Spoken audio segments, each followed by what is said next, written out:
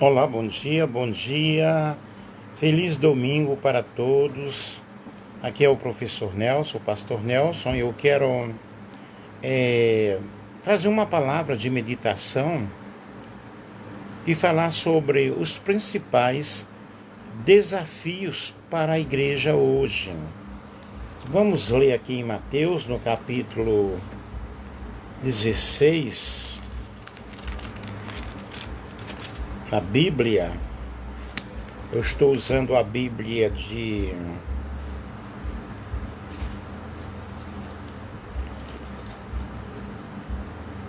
Shed, traduzida em português por João Ferreira de Almeida,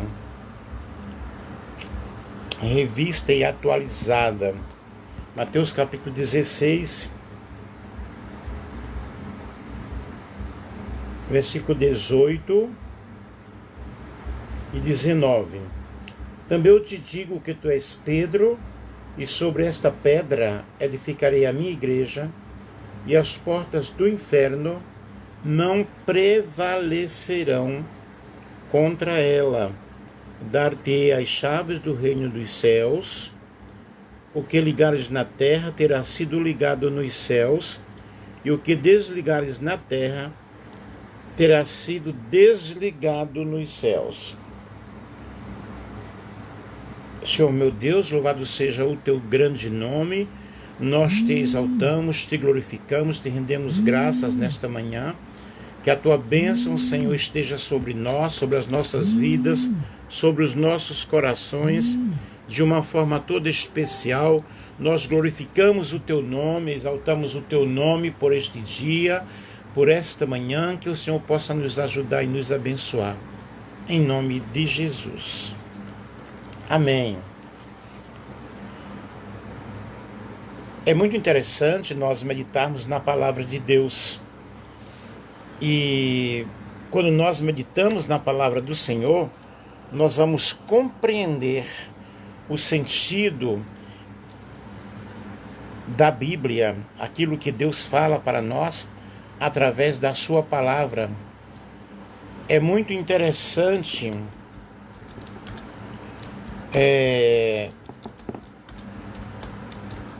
nós entendermos o que o Senhor nos quer dizer através da Bíblia. Que você possa estar conosco nesta manhã de domingo, né? Que Deus possa te abençoar de uma forma toda especial. A frase portas do inferno ou portas do Hades é encontrada uma vez em toda a Escritura, né? As Escrituras, em Mateus 16 e 18,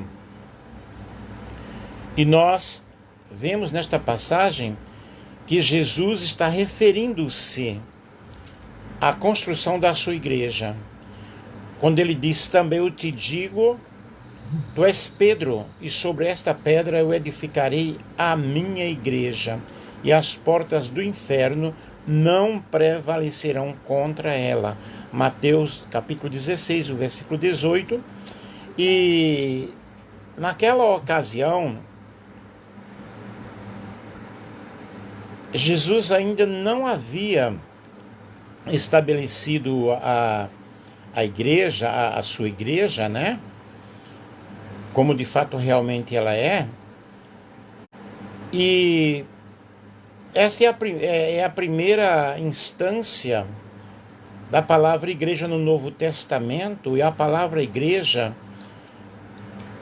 usada aqui por Jesus, ela é derivada de eclésia, que significa chamado, ou assembleia, reunião. Em outras palavras, a igreja que Jesus está referenciando-se aqui é a assembleia, é a reunião de pessoas que foram chamadas por ele, né, para fora do mundo, com o objetivo de pregar a sua palavra, de anunciar o reino de Deus e a sua justiça. E como tal, as portas do inferno ou portas do Hades significam o poder do Hades. O nome Hades era originalmente aqui com um significado, né? E nós observamos que esse nome ele traz o poder aqui daquele que presidia no Hades, no reino dos mortos, e era muitas vezes referido como a casa do Hades. E a essa designação, o lugar em que todos os que partem desta vida vão estar ali. Hades é o reino dos mortos, e neste versículo, Hades, ou inferno, é representado como uma cidade super poderosa, com os seus portões poderosos e resistentes.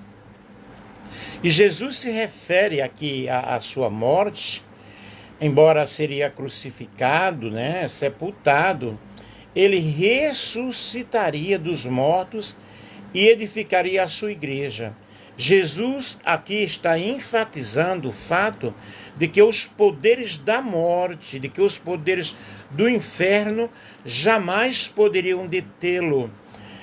Não somente a igreja seria edificada, não somente a igreja ela seria estabelecida, apesar dos poderes do Hades, apesar dos poderes do inferno, e a igreja ela seria edificada porque Jesus ressuscitaria.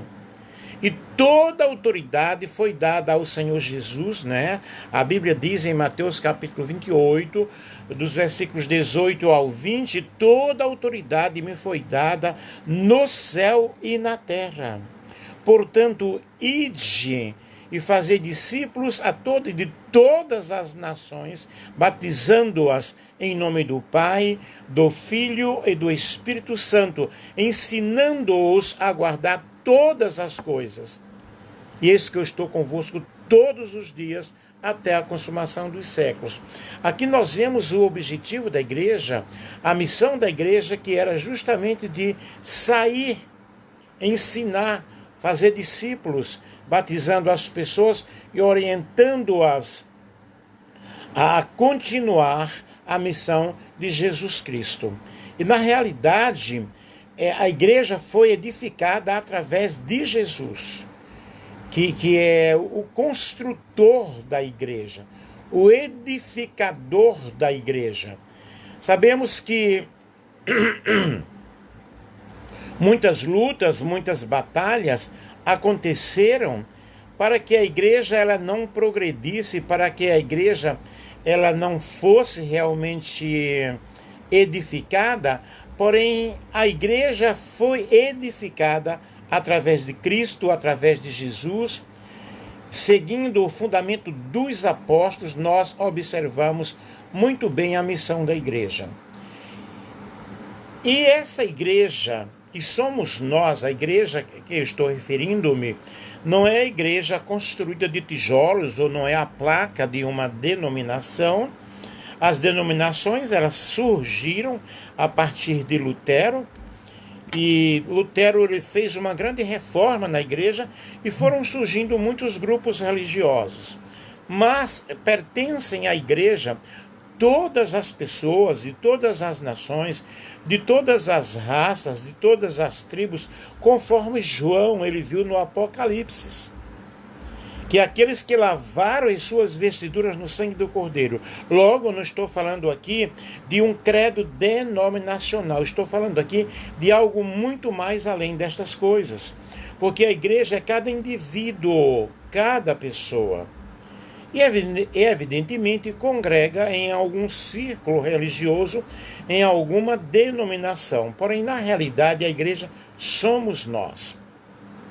Eu costumo dizer que o Senhor Jesus irá buscar, arrebatar a sua igreja, ele vai tirar do meio da igreja visível, que são as pessoas que pertencem a uma denominação, muitas delas com alguma credencial, com alguma membresia, cartão de membro, etc., com estatutos e regras. Porém, o Senhor vai tirar do meio desse povo na realidade, é a sua igreja. Aí sim que haverá a separação entre o joio e o trigo. Agora, nós não sabemos quem é quem.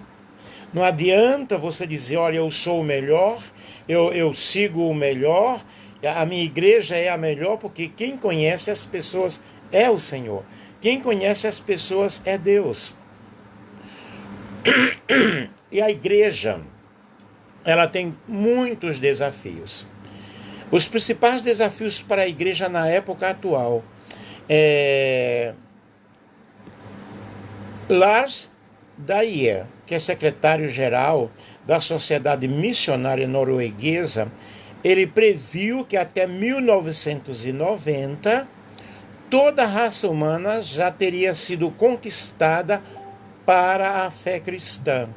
E em contrapartida, na mesma época, outros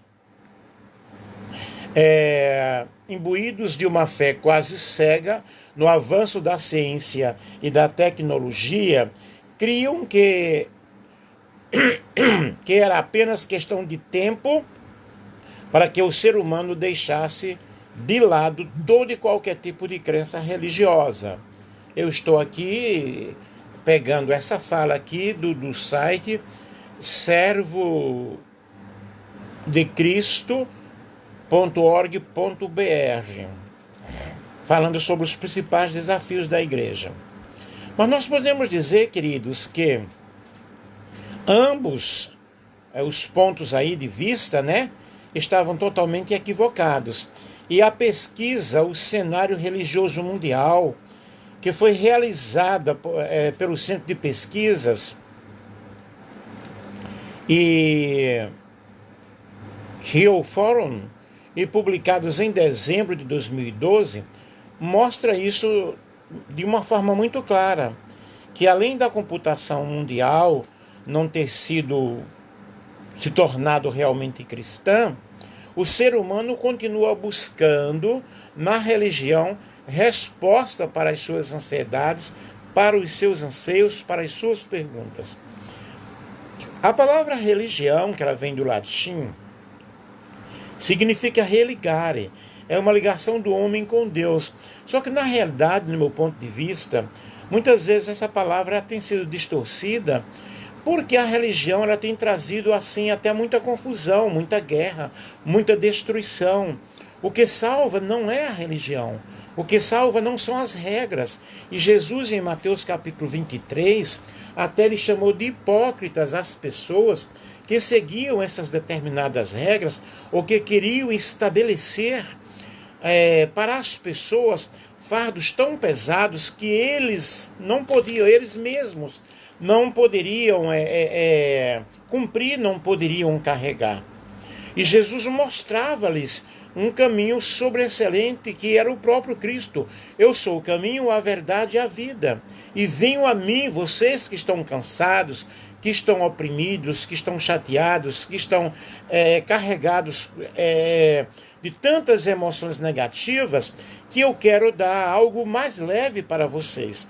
Porque eu tenho algo suave, eu tenho algo leve. Este era o convite de Jesus em Mateus, no capítulo 11, e no versículo 28. Observamos aí, queridos, que alguns dados assim foram muito importantes nesta pesquisa, de cerca de 84% das pessoas de todo o mundo se identificam com alguma religião. Isso significa que dos 6,9 bilhões ou 7 bilhões dos habitantes do mundo, 5,8 bilhões manifestam pertencer a algum grupo religioso. E nós temos os grandes grupos religiosos, Nós temos várias religiões, vários blocos de situações religiosas. E 1,1 bilhão de pessoas nessa pesquisa consideram-se sem nenhuma ligação religiosa. Então, observem, existem pessoas que não estão ligadas a nenhum grupo de religião. E neste grupo, nesse grupo, estão os ateus e os agnósticos, mas também aqueles que, apesar de possuir algum tipo de crença religiosa, de crença espiritual, eles não se identificam com nenhum grupo religioso.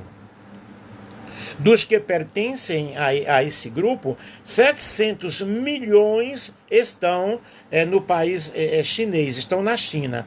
158 milhões nos demais países da região da Ásia e do Pacífico, e cerca de 134 milhões estão na Europa.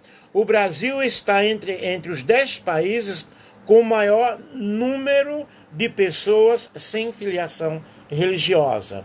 Então vocês observem aí, eu estou dando aí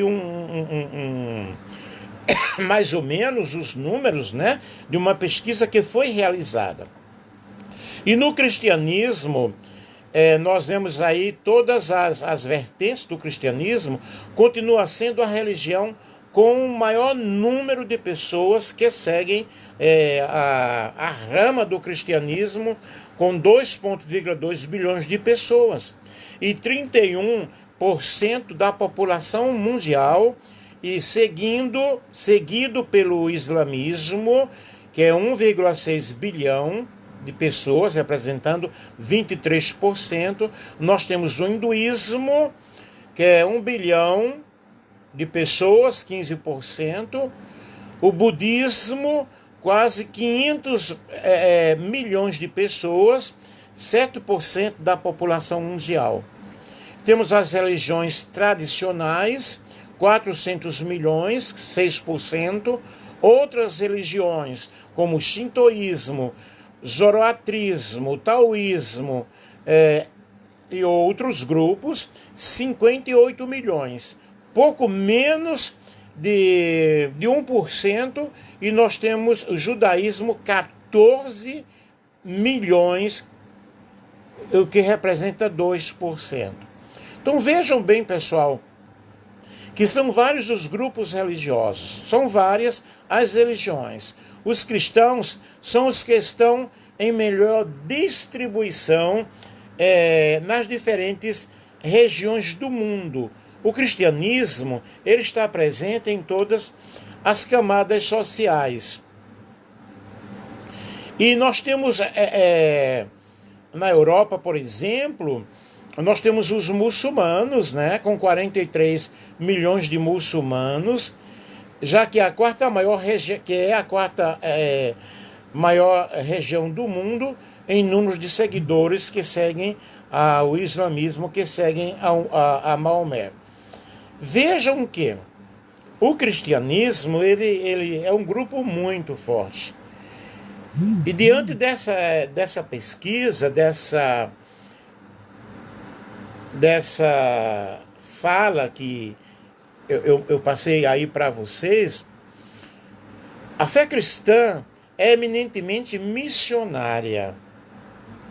E quais são os principais desafios para a igreja no século XXI, nesse século que nós vivemos, de tantas mudanças, de uma tecnologia bem diversificada? A missão da igreja, ou a visão da igreja, que deve ser uma visão missionária, alcançando todos os povos da terra, alcançando todas as camadas sociais. Quando Jesus disse, olha, eu envio vocês para vocês pregarem o evangelho, para vocês fazerem, continuarem a obra que eu comecei. Em qualquer leitura missiológica que façamos, o resultado das pesquisas, elas deixam claramente, por exemplo, que o islamismo, com 1,6 bilhão de fiéis espalhados principalmente pela Ásia, no Oriente Médio, na África do Norte, na Europa, precisa estar no centro dos esforços missionários cristãos. Vejam que a igreja, ela precisa ter uma visão missionária de alcançar todos os povos da terra. Quando eu estou falando aqui de visão missionária, eu não estou falando aqui de uma visão religiosa, mas de apresentar o Cristo que salva, o Cristo que transforma, o Cristo que ama, o Cristo que aceita as pessoas, independentemente se elas o reconhecem ou não. Porém, o amor de Deus, ele está espalhado em todo o mundo, em toda a terra. A Bíblia diz que Deus amou o mundo de uma tal maneira que deu o seu Filho unigênito, para que todo aquele que nele crê não pereça, mas tenha a vida eterna. E a vida eterna é esta, que conheçam ao único Deus verdadeiro. E como que as pessoas irão conhecer a este Deus verdadeiro? Elas irão conhecer quando eu e você fazemos a nossa parte. Eu, por exemplo, através das lives, que atualmente eu tenho pregado através das lives, e elas têm alcançado muita gente, muitas pessoas têm sido abençoadas. Eu tenho recebido o feedback, eu tenho recebido o resultado disso aí. Muitas pessoas nos comunicam: olha, eu fui abençoado, eu fui restaurado, eu fui curado. Isso é muito importante. Eu já dirigi igreja, já fui missionário, ok? Hoje eu congrego em uma igreja, mas não estou atuando como pastor. Eu sou pastor aqui no mundo, vamos dizer assim, né? Porque o sacerdócio pastoral, ele foi dado para todos os fiéis. Quando Pedro, ele disse: você é nação santa, sacerdócio real, povo adquirido. Então eu não estou preocupado em estar dirigindo uma igreja. Por exemplo, eu sou professor, e na escola nós temos a função, a missão de ensinar, né, e ajudar vidas. Isso é um pastorado, isso é um ensinamento. E Deus, pela sua grande misericórdia, também ele me deu a vocação, né, de ensinar. E a Bíblia fala até sobre o dom do ensino, né? Tenho me preparado cada dia para exercer essa nobre missão. Então, nós observamos aí que os desafios da igreja são muitos. Por quê? Os desafios da igreja no século XXI é justamente de conscientizar as pessoas que elas precisam de uma mudança, que elas precisam de uma restauração. E servir a Cristo já implica em grandes desafios. Por exemplo, um dos grandes desafios é negar-se a si mesmo. E esse negar a nós, né? Como faço para que eu venha negar a mim mesmo? Primeiro, você tem que entender que você não vive uma vida para si, mas uma vida para Cristo. Em seus desejos, né, em seus compromissos, você deve buscar fazer a vontade de Deus, obedecer a palavra do Senhor, seguindo o exemplo de Jesus, a vontade de Jesus. O apóstolo Paulo, ele nos dá um exemplo muito claro ao dizer: já estou crucificado com Cristo, e não vivo eu, mas Cristo vive em mim. Quando Cristo vive em nossas vidas, nós vamos amar como Jesus amou. Nós vamos entender que as pessoas, elas estão seguindo um caminho, muitas vezes, de muito desespero. E eu tenho a palavra de Deus, a palavra que salva, a palavra que transforma, a palavra que traz vida, a palavra que traz conhecimento. As pessoas, meus queridos, não necessitam de uma nova religião. As pessoas necessitam de Cristo. Porque a religião, ela veste a pessoa com a roupagem dos seus dogmas. Mas quando você analisa a vida de Jesus, você vai observar que ele teve compaixão das pessoas, que ele amou as pessoas e entregou a sua vida por elas. Logo, eu tenho que negar muitas vezes a mim, né? Negue-se a si mesmo, para que eu possa compreender a vontade de Deus. E um dos grandes desafios da igreja no século XXI é justamente estar diante de uma situação de tantas transformações, porém entender qual é a perfeita e agradável vontade de Deus para as suas vidas. Depois de seguir a Jesus, o segundo requisito e um grande desafio é viver inteiramente para Cristo e seguir a Cristo. Mateus capítulo 19, nos versículos 16 ao versículo 23, diz em que, aproximando-se dele um jovem, disse-lhe: Bom mestre, que bem farei para herdar a vida eterna? Ele disse: Por que me chamais bom? Não há bom senão um só, que é Deus. Se queres, porém, entrar na vida, guarda os mandamentos. Disse-lhe ele: Quais? E Jesus disse: Não matarás, não cometerás adultério, não furtarás, não dirás falso testemunho, honra teu pai e a tua mãe, e amarás ao teu próximo como a ti mesmo. Disse-lhe o jovem: Tudo isso tenho guardado, tenho feito desde a minha mocidade. Que me falta ainda? Disse-lhe Jesus: Se queres ser perfeito, vai, vende o que tens e dá-o aos pobres, e terás um tesouro no céu. E vem e segue-me. E o jovem, ouvindo estas palavras, ou esta palavra, retirou-se muito triste, porque possuía muitas propriedades. Disse então Jesus aos seus discípulos: Em verdade vos digo que é difícil entrar um rico no reino dos céus. Observe aqui esse episódio de um jovem que não optou em seguir a Cristo porque ele tinha um grande desafio. Ele não teve a capacidade de renunciar a si mesmo. O desafio do Senhor era simples: vai, vende o que tens e dá-o aos pobres, e terás um tesouro no céu, e vem e segue-me. Uau, você pode perguntar, mas o cristão ele não pode ser rico? Claro que ele pode ser. Mas nós devemos pensar também no outro. Esse jovem se prendeu aos bens que possuía. Ele demonstrou que ele estava preso, a um sistema. Ele estava preso a uma regra religiosa. Infelizmente, muitas pessoas estão presas ao seu sistema, ao seu modo de agir, à sua forma de ser, e elas não se desfazem dessas coisas para seguir a Cristo. Não é somente a riqueza, Eu não estou dizendo aqui que agora você tem que você não tem que lutar para você galgar, para você conquistar a sua casa própria, para você conquistar o seu carro, etc, etc. Para conquistar o seu curso, a sua graduação, a sua pós-graduação. Não. É necessário que nós façamos todas estas coisas, porém, colocando Deus em primeiro lugar. Eu tenho várias faculdades, eu tenho várias pós-graduações, eu continuo estudando,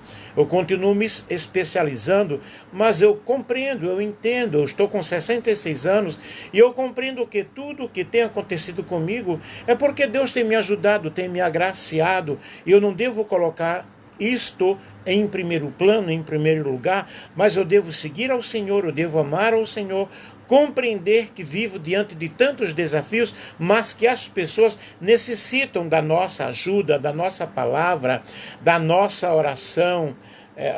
Então, esse é um grande desafio que nós temos para o século XXI, tá? E por que nós devemos seguir a Jesus?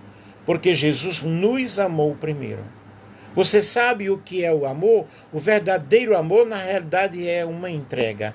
E Jesus, ele se entregou. Ele deu a vida dele por nós. Ele já nos amou e nós devemos amá-lo também. E quando Cristo, ele amou e ele ama, ele não olha para a tua condição social, se você tem esse curso ou aquele outro curso, se você é rico, se você é pobre, a tua posição intelectual, a tua posição social. Jesus, ele nos ensinou a amar. E nós que cremos e conhecemos o amor de Deus, que é o amor que está derramado em nossos corações, nós devemos amar de tal forma que servir a Cristo é ter a absoluta confiança, a absoluta certeza de que nós não estamos sozinhos e de que Ele nos ama. Ei, meu amigo, você que está me ouvindo aí neste momento, sinta-se amado pelo Senhor, sinta-se protegido pelo Senhor. Depois, queridos, Ele é a nossa proteção, Ele é o nosso refúgio, Ele é a nossa fortaleza, o socorro bem presente na hora da angústia e na hora da tribulação. Logo, o grande desafio da igreja para esse século é justamente o desafio de você olhar as pessoas, de ter empatia para com as pessoas, de entender que as pessoas necessitam de Deus, necessitam do Senhor, e que você deve sair da sua zona de conforto e anunciar o Cristo restaurador, o Cristo que perdoa, o Cristo que está para abraçar as pessoas e não para lançar fora as pessoas. Sabe por quê? Porque quando nós entendemos que a missão da igreja é uma missão desafiadora e é uma missão que necessita de servir uns aos outros, nós vamos estar cumprindo a missão do Senhor. Os discípulos de Jesus, eles reconheciam as necessidades das pessoas e procuravam servir as pessoas. Muitas pessoas, elas estão desesperadas em qualquer grupo religioso. Eu sirvo ao Senhor Jesus desde os meus 12 anos de idade e fui missionário, pastoreei algumas igrejas e nós podemos observar que as pessoas, elas estão desesperadas e o Senhor quer abençoar as pessoas. Os servos do Senhor, eles devem olhar para as pessoas com o olhar de Jesus, com as mãos de Jesus, com mãos abençoadoras, com mãos que serviam, com mãos que estavam para amparar as pessoas. Muito obrigado aí, alguém está aí com um raminho de flores, muito obrigado. Então, os servos do Senhor ensinam a servir uns aos outros. Ensina teus filhos a amarem-se uns aos outros e a servirem-se uns aos outros. É o que nós precisamos fazer cada dia, fazer cada situação. O Senhor Jesus disse, né? Quem achar a sua vida, perdê-la-á. E quem perder a sua vida, por amor de mim, achá-la-á. Mateus capítulo 10 e o versículo 39. Nós muitas vezes perdemos a nossa vida servindo, edificando o próximo, e assim sentimos a única e verdadeira e eterna harmonia e eterna felicidade. Servir não é algo que temos de suportar na terra, a fim de adquirir o direito de viver no reino celestial. Servir é a própria fibra que é feita, que é realizada, que é exaltada no reino celestial. Que você possa pensar nesta manhã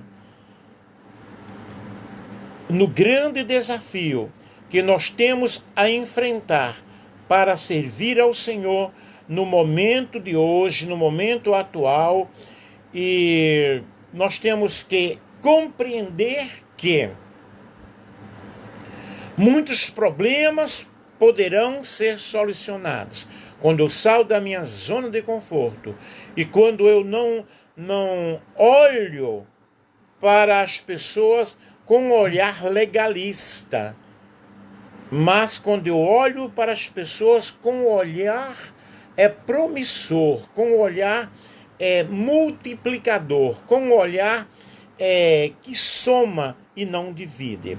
As pessoas muitas vezes elas estão envolvidas, enclausuradas nos seus sistemas e, como eu falei no início, né? Falei sobre algumas porcentagens de pessoas que estão nos diversos blocos religiosos, porém existem muitos bloqueios na vida das pessoas. E o reino de Deus, ele precisa ser alcançado. Ele precisa ser povoado.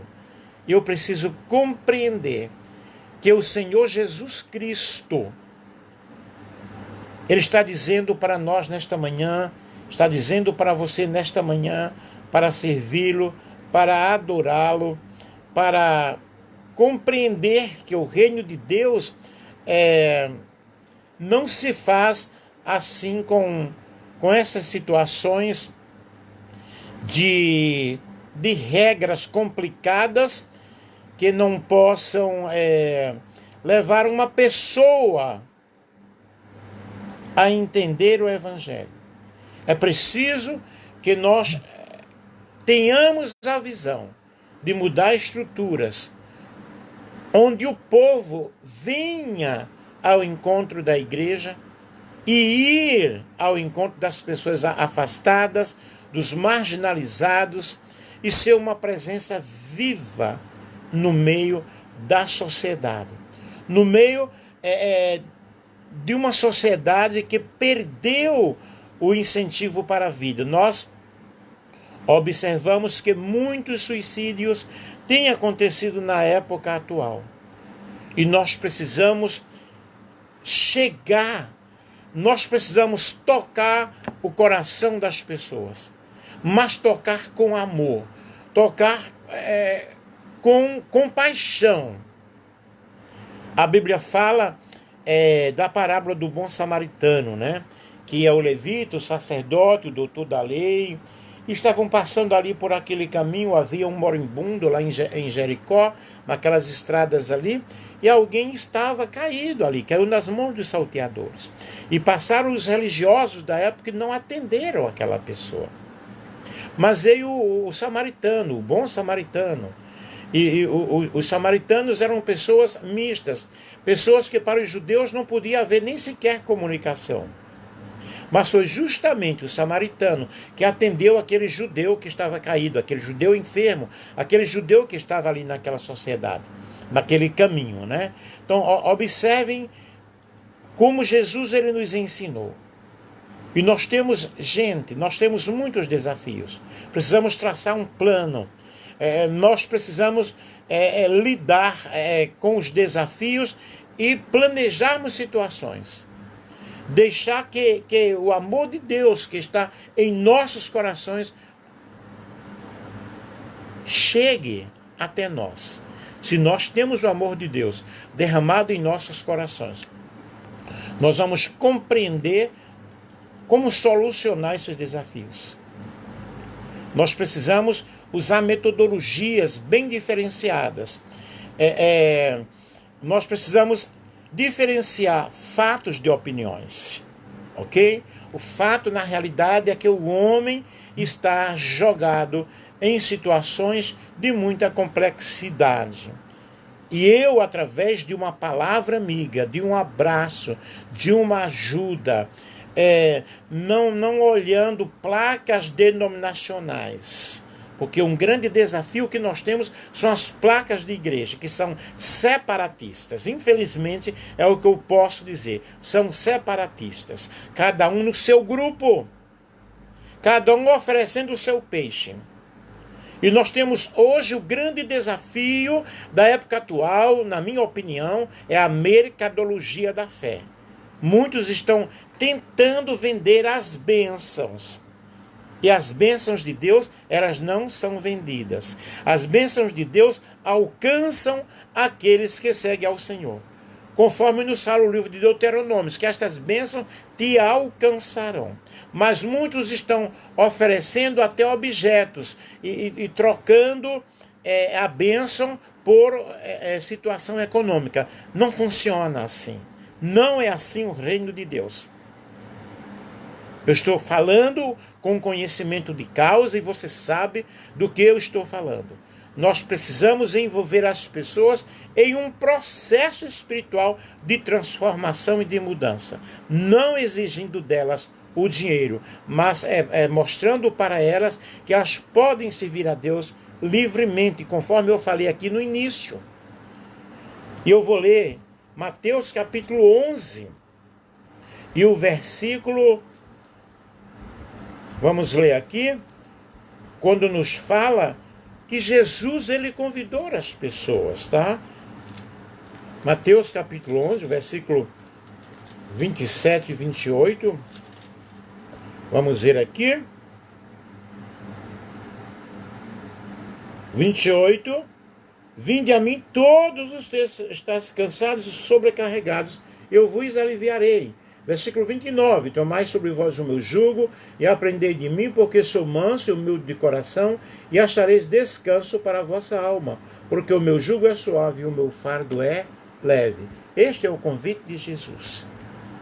Nós temos que determinar em qual processo realmente o problema está acontecendo. Aí eu tenho que usar uma metodologia de levar Cristo às pessoas e tentar resolver os problemas das pessoas, porque nós não vamos resolver.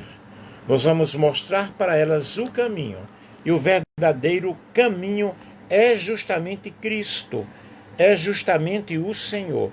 Eu espero que você tenha compreendido esta mensagem, tenha entendido que há um desafio a seguir e que nós precisamos obedecer ao mandamento de Cristo. Ide, fazei discípulos para todas as nações, em todos os povos, em todas as línguas.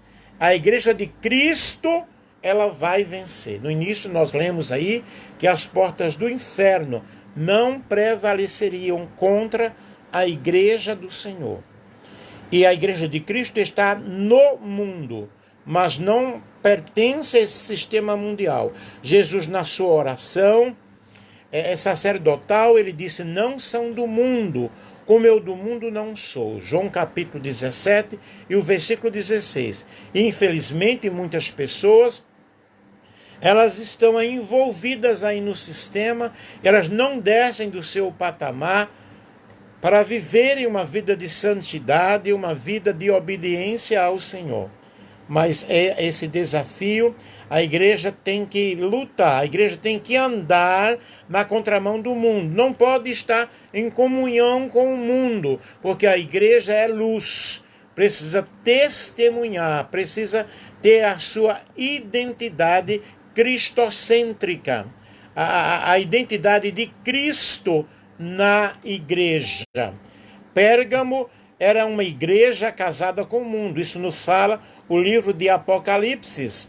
E a carta à igreja de Pérgamo, a uma das 7 igrejas do Apocalipse, ela tinha como ponto central alertar a igreja sobre o risco dessa mistura do povo de Deus com a imoralidade do mundo. E o grande problema da igreja de Pérgamo era que, enquanto uns sustentavam a doutrina de Balaão, os demais membros da igreja se calaram.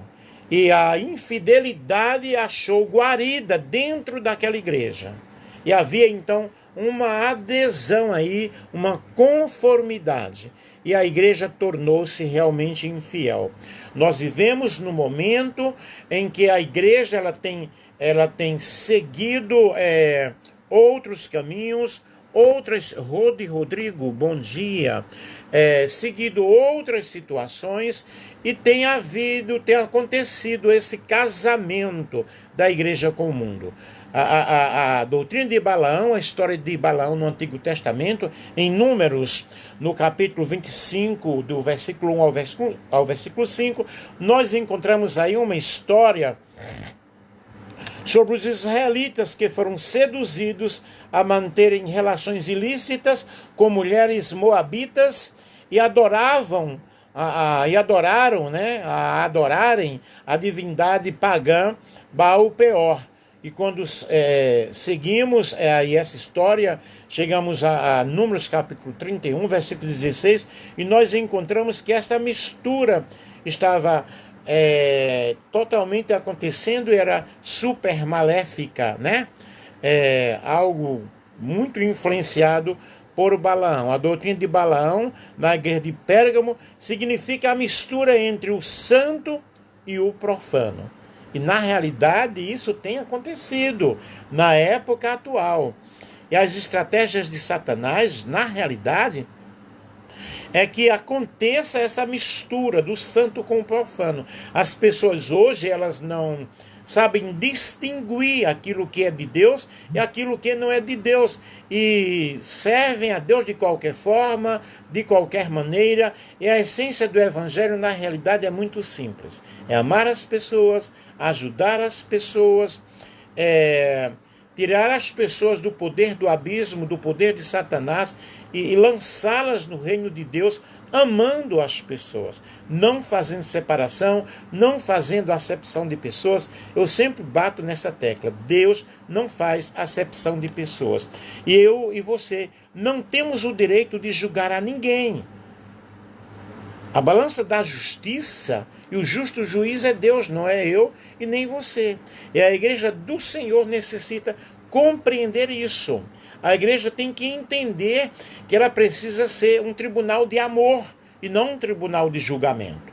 O grande desafio da igreja na época atual é justamente este, das pessoas estarem julgando os outros, ok? E precisamos lançar o amor de Deus para as pessoas e levá-las a compreenderem que há um Deus que transforma, que há um Deus que muda, que há um Deus que perdoa, que há um Deus que está conosco todos os dias. Portanto, meus queridos, somos a igreja da última geração. Somos a igreja da última hora. Estou chegando aqui ao final. E a igreja precisa tomar a sua posição diante dos desafios, que são tantos. Eu falei aqui alguns. Pois também te digo que tu és Pedro, e sobre esta pedra edificarei a minha igreja, e as portas do inferno não prevalecerão contra ela. Quem é a igreja? De qual igreja Jesus está falando? Eu e você. Aqueles com quem Deus conta para levar a sua palavra aos quatro cantos deste mundo, desta terra. Nós precisamos entender que o mundo sem Cristo, ele necessita de salvação. Louvado seja o nome do Senhor. Segundo a BBC Brasil, a Organização Mundial da Saúde, OMS, estima-se que 800 mil pessoas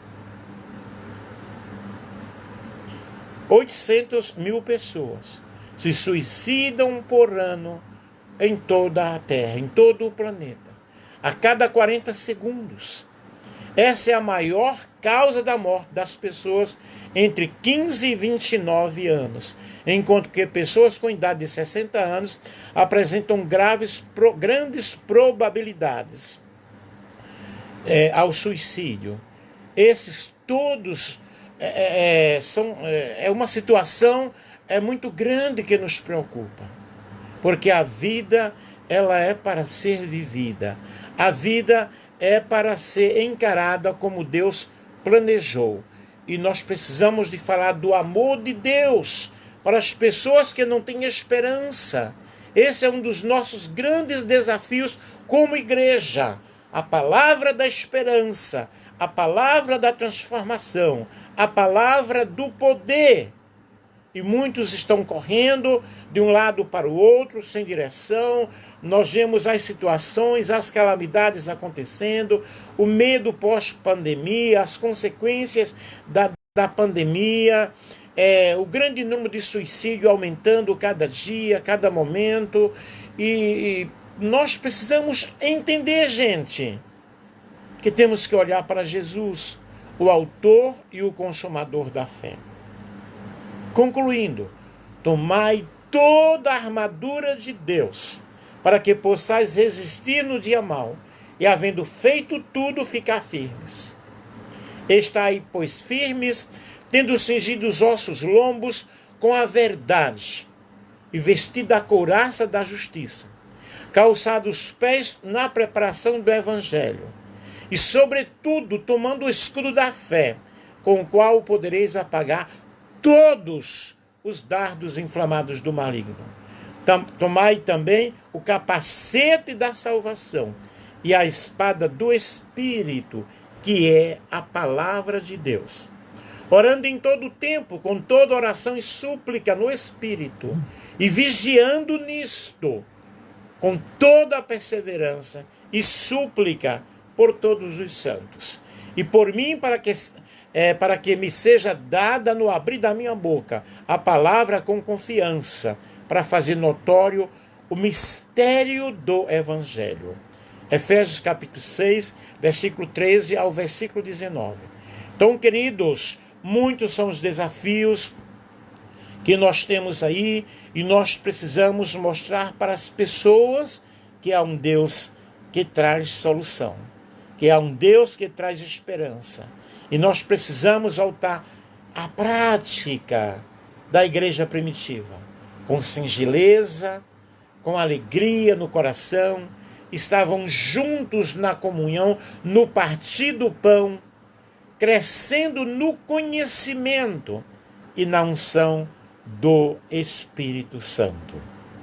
Que Deus em Cristo nos abençoe e que você possa compartilhar este vídeo com outras pessoas, para que as pessoas sejam alcançadas. Jesus é o bom pastor, e o bom pastor dá a sua vida pelas ovelhas. Ele deu a sua vida por mim e por ti. Na cruz, ele morreu por mim e por você. Que você pode fazer por ele? Que você pode fazer para com a obra de Deus? Faça alguma coisa. Faça algo nobre, algo digno. Ok? Que Deus abençoe, que Deus ajude a cada um. Um grande beijo para todos vocês e um feliz domingo. Tchau, tchau.